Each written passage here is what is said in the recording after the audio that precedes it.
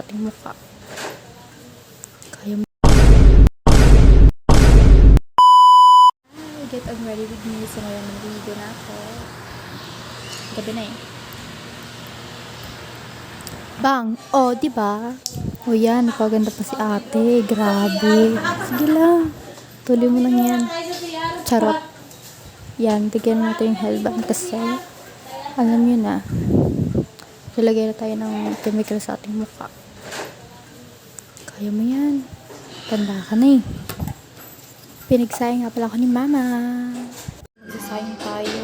Pinagsayang ni mama. Oh, ayan na yung bigas. Malinis yan ha. Hinugasan ko yan. Huwag kang ano. Tada! Yan, sayang na natin.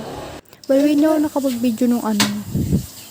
Nung hinugasan ko at saka pinunasan ko yung ano. Lalagyan ng bigas. Kasi nga, pumasok si tita. Tapos pumasok din yung kapatid ko. Ay, nasa naman tayo yung kapatid ko. Nasa bahay na siya. Pero, pumasok yung tita ko sa loob ng kusina. Kaya yun. Yun na yung nangyari. So, ngayon, alam nyo na yung nangyayari. Naglalagay tayo ng ng oil sa mukha. Pampatanggal ng pimple dahil pangit na tayo for today's video. Yan, ganyan, tama yan. Madilim. Nagpapakanda ka. Papaganda. Yan. Sige. Sana may endorse ako, char. Nagpapakit na naman si ate. Yan na naman siya. Yan na naman siya. Oh. Magic. O yan. Pangit. Lang suklay. Suklay ka naman, girl. Huwag nyo nang by the way, huwag nyo nang pansinin yung mga sounds, background sounds dyan. Kung may maririnig man kayo, please, huwag nyo nang pansinin. Okay? Tigilan nyo ako. Maingay lang talaga sa bahay namin dito. Huwag nyo nang pansinin. Tigas ng buhok ni ate, oh. Kaya mo yan. Tik na naman siya, Shala. Yan, nakapag-lumps na ako. And, kailangan natin maghintay ng 2 minutes para sa oil na nilagyan natin sa mukha. Tapos na rin ang ating paghihintay. By the way, kung hindi narinig yung boses ko, nasa CR po tayo ngayon. Opo.